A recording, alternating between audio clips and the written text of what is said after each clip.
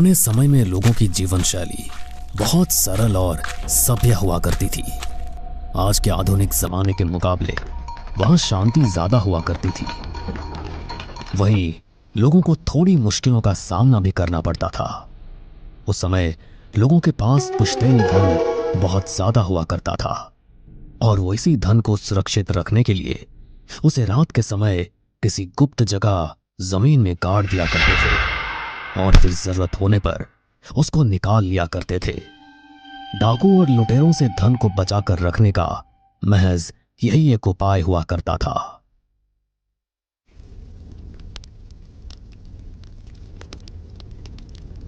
मनोज, एक बार सोच लो, ये विधि करना इतना आसान नहीं है और करने के बाद इसको छोड़ना भी ठीक नहीं है।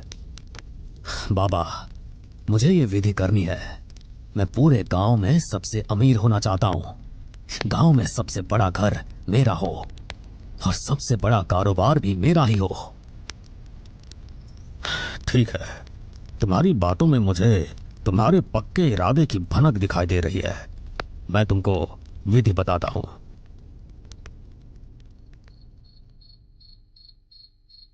अगली रात करीब 11 बजे गांव में सभी लोग अपने अपने घरों में सो रहे थे। उस समय मनोज अपने हाथ में एक चाकू लिए और चेहरे पर नकाब लगाए गली से गुजर रहा था। उसकी नजर सामने एक बड़े से घर पर थी, जिसके आंगन में थोड़ी सी रोशनी नजर आ रही थी और एक तख्त पर बैठे हुए दो भाई महेश और सुरेश शराब पी रहे थे। बाबूजी जब बीमार पड़े तो लगा था कि कुछ ही दिनों में निकल जाएंगे, लेकिन 2 महीने से बस इलाज ही चल रहा है। न ठीक हो रहा है न मर रहा है। सही कह रहे हो भैया, मैंने कितनी कोशिश की उगलवाने की कि बता दो हमारा पुश्तैनी धन कहाँ है, लेकिन बता ही नहीं रहे। अब क्या ही किया जाए, बिना बताए मर गए तो फिर हमें हमारा पुश्तैनी गुप्त धन कभी नहीं मिलेगा। मनोज ने देखा कि दोनों भाई अपनी बातों में व्यस्त है। वो खिड़की के रास्ते घर के कमरे में पहुंचा। वहां एक बूढ़ा खाट पर पड़ा सो रहा था। मनोज ने आव देखा ना ताव, उसने बूढ़े का सर पकड़ा और उसकी गर्दन पर चाकू चला दिया। बूढ़े की गर्दन से उछड़ते खून के छींटे मनोज के चेहरे पर भी आए, लेकिन मनोज पर हैवान सवार था। उसने उस बूढ़े की कटी गर्दन को उठाया और खिड़की से कूद बाहर निकला। उसके बाद वो खुश होता हुआ वहां से निकल गया।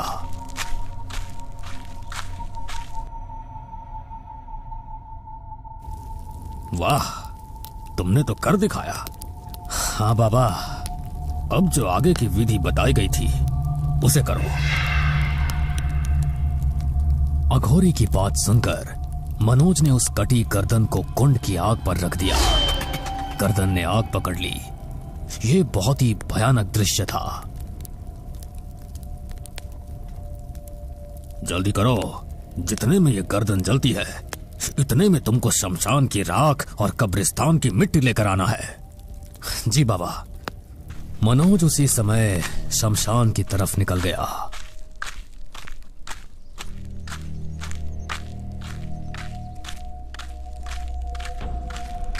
इस तरफ गांव में अजीब सा मातम मच गया। सभी रघुवीर की लाश के पास हैरान खड़े थे। तुम्हारे पिता की किसी ने हत्या कर दी और तुम दोनों को कुछ पता नहीं चला? सरपंच जी, हमने तो पिताजी को खाना खिलाने के बाद सही सलामत कमरे में छोड़ा था। हाँ सरपंच जी, उसके बाद 10 बजे के समय मैंने बाबूजी को पानी भी पिलाया था, लेकिन फिर पता नहीं कौन आया और बाबूजी को मार कर चला गया।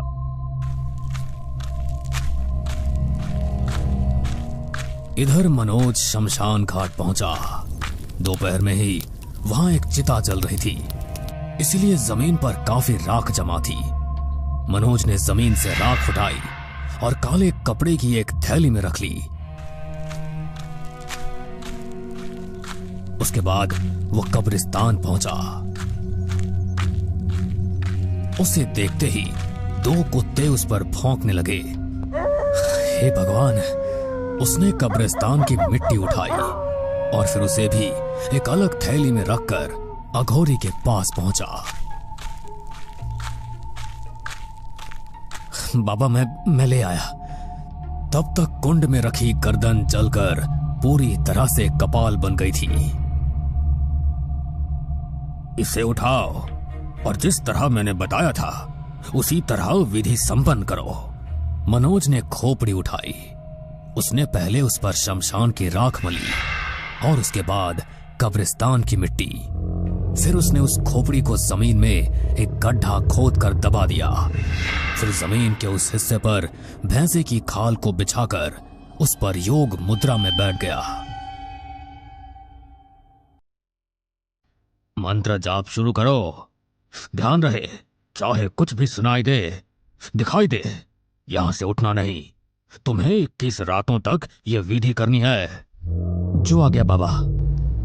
अघोरी और उसकी पत्नी मालती भी वहां से चली गई, लेकिन मनोज वहीं बैठा मंत्र जाप कर रहा था।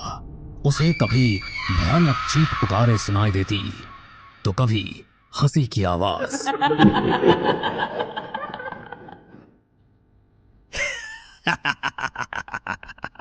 लेकिन वो अपनी जगह से उठे बिना पूरी रात मंत्र जाप करता रहा।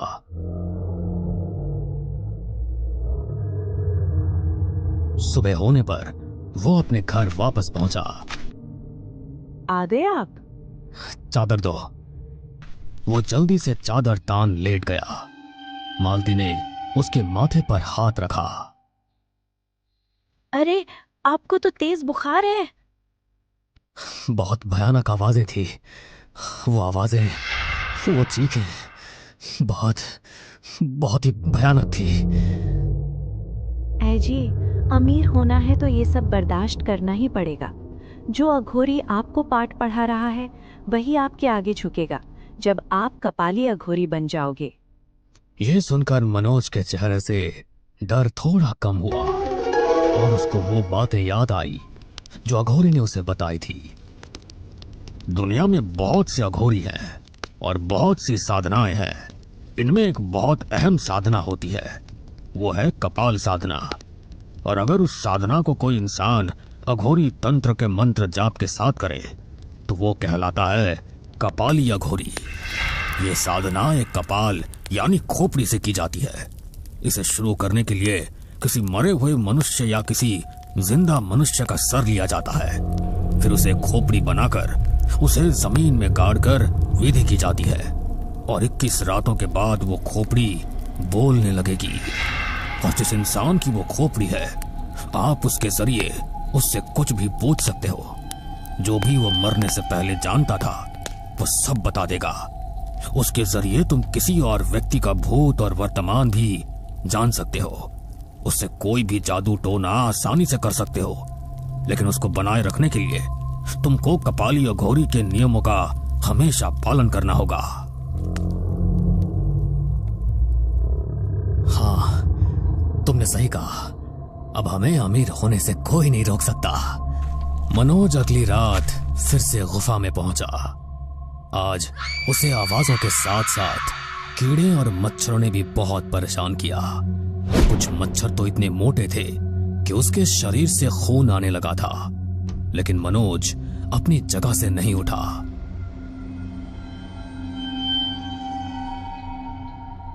इसी तरह 21 रात हो गई। सुबह 4 बजे अघोरी और मालती वहां पहुंचे। उसने एक टीले पर हिरन की खाल बिछाई और फिर मनोज को देखने लगा। प्रणाम बाबा। विधि संपन्न करो। मनोज ने फिर से वो गड्ढा खोदा और फिर उस खोपड़ी को निकाला। उसके बाद वो उस टीले पर बैठ गया जिस पर हिरन की खाल बिछी थी और अपने सामने ही खोपड़ी को रखकर उसने अपनी आंखें बंद की और मंत्र जाप शुरू कर दिया।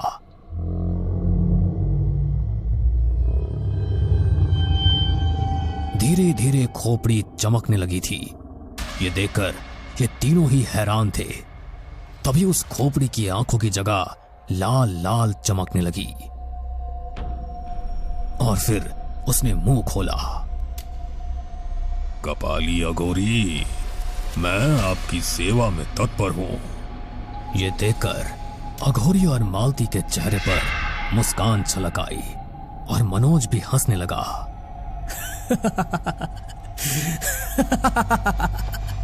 बताओ मुझे, तुमने अपना पुश्तैनी धन कहां छिपाया था? मैंने मेरा पुश्तैनी धन मेरे घर से 50 कोस दूर एक बरगद के पेड़ के नीचे गाड़ा है। ये सुनकर मालती और मनोज बहुत खुश हुए।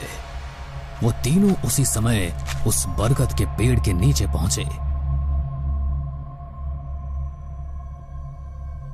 मनोज फावड़े से मिट्टी हटा रहा था और उसकी बेसब्री बढ़ती जा रही थी। तभी फावड़े से टन की आवाज आई। लगता है मिल गया। उसने फिर हाथ से मिट्टी को हटाया तो नीचे एक तांबे का मटका रखा था। उसे निकालकर मनोज ने उस पर से ढक्कन हटाया तो उसके अंदर सोने चांदी के कीमती जेवरात भरे थे। मालती, हे भगवान, हम अमीर हो गए। महाराज, आज से आप कपाली अघोरी हैं, सभी अघोरियों के सरदार। रात को 8 बजे से 2 बजे तक आप अघोरी के रूप में गुफा में विराजमान हुआ करेंगे। हाँ, अवश्य। मनोज ने अगले ही दिन बड़ा सा घर खरीदा और 2 बड़े लकड़ी के कारखानों का भी मालिक बन गया। वो और मालती अब ऐश की जिंदगी जी रहे थे। मालती, सच में यकीन नहीं हो रहा कि हमारी जिंदगी इतनी बदल गई है। हाँ जी, अब तो हमें जिंदगी भर कुछ करने की जरूरत नहीं है। रात होने पर अपने आप ही मनोज की रंगत नीली हो जाती थी। वो गुफा में पहुंच जाता था। वो टीला उसका सिंहासन बन जाता था और सभी अघोरी उसकी सेवा में खड़े होते थे। कपाली अघोरी देव की जय हो। महाराज, आपसे एक आदमी मिलना चाहता है। उसे अंदर भेजो। कपाली अघोरी देव की जय हो। बोलो, क्या समस्या है? महाराज, मेरा नाम रणधीर है। मेरी बहू नंदिनी ने मेरे ही घर आकर मुझे ही घर से निकाल दिया है। मेरा बेटा रमेश भी अब उसी की सुनता है। कुछ ऐसा कीजिए महाराज कि मैं फिर से घर में वापस जा सकूं। ठीक है, हो जाएगा। दक्षिणा 50,000। जी महाराज, मैं लाया हूं। मनोज ने अघोरी को इशारा किया। अघोरी ने उस आदमी से पैसों का बैग ले लिया। अब तुम जा सकते हो। सुबह होने से पहले तुम्हारी समस्या खत्म हो जाएगी। वो आदमी वहां से चला गया। मनोज ने खोपड़ी पर हाथ रखा और मंत्र पढ़कर बोला, बता मुझे, रणधीर की बहू नंदिनी का क्या राज है और वो ऐसा क्यों कर रही है? वो अपने पुराने प्रेमी से अभी भी संपर्क में है। इस बुढ़े को निकालने के बाद वो अपने पति को भी मार देगी और फिर सारी संपत्ति के साथ अपने प्रेमी के साथ उसी घर में रहेगी। ऐसा कुछ भी नहीं होगा। मनोज ने खोपड़ी पर हाथ रखकर आंखें बंद की और मंत्र पढ़ने लगा। उसी समय नंदिनी अपने पति रमेश के साथ कमरे में सो रही थी। उसने आंखें खोली और रमेश को नींद में देखा। वो दबे पांव घर से बाहर निकली और धीमी रफ्तार के साथ कुएं की तरफ बढ़ने लगी।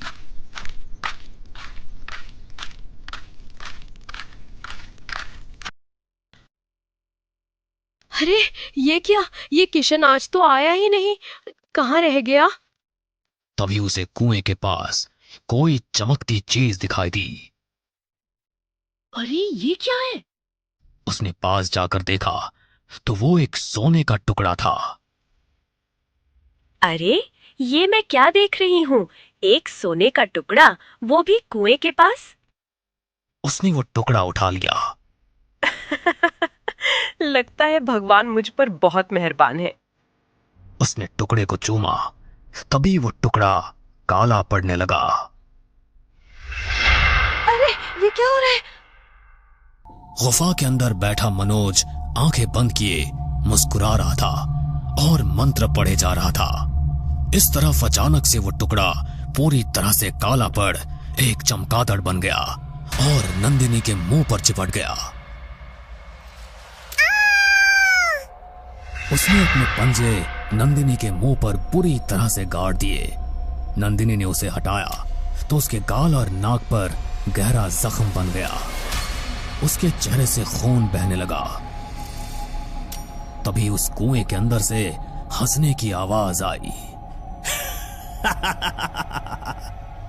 उसने कुएं की तरफ देखा, तभी एक बेहद भयानक कंकाल कुएं से बाहर आया और उसे पकड़ कुएं में खींच ले गया।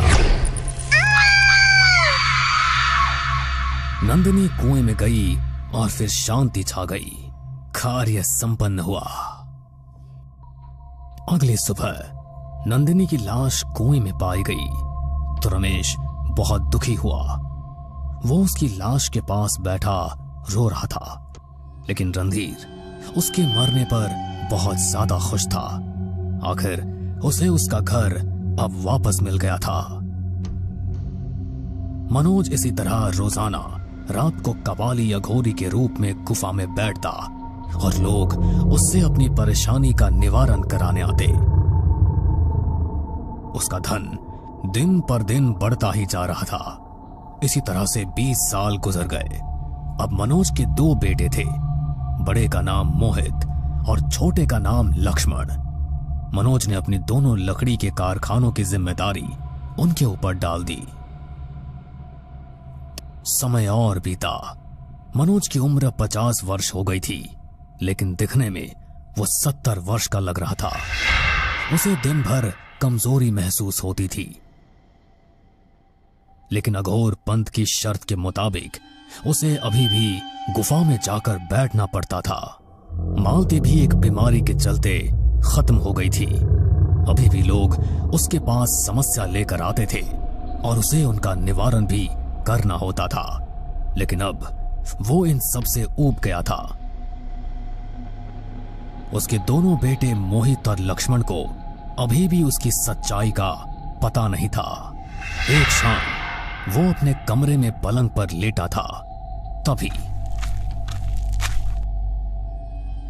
पिताजी, हम दोनों भाइयों ने कारखानों का काम अच्छे से संभाला हुआ है और आपकी उम्र भी काफी हो गई है, लेकिन हमने आज तक आपसे कोई सवाल नहीं किया। कैसा सवाल? क्या कहना चाहते हो तुम लोग? पिताजी, हम जानना चाहते हैं कि आप रोजाना रात को कहाँ चले जाते हैं और फिर आप देर रात वापस आते हैं। क्या राज है जो आप हमसे छिपाते आए हैं? तुम्हें वो सब जानने की जरूरत नहीं है। अपना काम संभालो और उसी पर ध्यान दो। ये दोनों मनोज की बात को समझ नहीं पा रहे थे। अगले दिन कारखानों में दोनों भाई उसी विषय में बात कर रहे थे। भैया, पिताजी हमसे जरूर कुछ छिपा रहे हैं। उन्होंने बिना मांगे हमें ये कारखाने दे दिए। इसका मतलब है जरूर पिताजी के पास कोई बड़ा गुप्त धन है जिसे वो हमें देना ही नहीं चाहते। हाँ, लगता तो मुझे भी है। जरूर कोई बड़ा गुप्त धन है पिताजी के पास। उनको लगता है कि हम धन के लालची हैं, शायद इसीलिए वो हमसे छिपा रहे हैं। उन दोनों की यही बात उन्हीं के कारखानों में काम करने वाला सुनील सुन रहा था। बुड्ढे के पास कोई बड़ा गुप्त धन है जो वो अपने लालची बच्चों को नहीं देना चाहता। काश मुझे वो मिल पाता। एक रात मनोज के शरीर में बहुत दर्द हो रहा था। मुझसे आज वहां नहीं जाया जाएगा, शरीर में बहुत दर्द हो रहा है। मनोज उस रात गुफा पर नहीं जा पाया। रात 11 बजे घर के आंगन में दोनों भाई बैठे बातें कर रहे थे। भैया, पिताजी से एक बार फिर से पूछ कर देखें, हो सकता है इस बार वो हमें उस गुप्त धन के बारे में बता दें। नहीं, मुझे नहीं लगता वो कुछ बताने वाले हैं। उसी समय सुनील मुंह पर काला कपड़ा बांधे और हाथ में चाकू लिए आगे बढ़ रहा था। उसने देखा कि दोनों भाई घर के आंगन में बैठे हैं। वो खिड़की से कूदकर अंदर पहुंचा। मनोज उस समय अपने पलंग पर सो रहा था।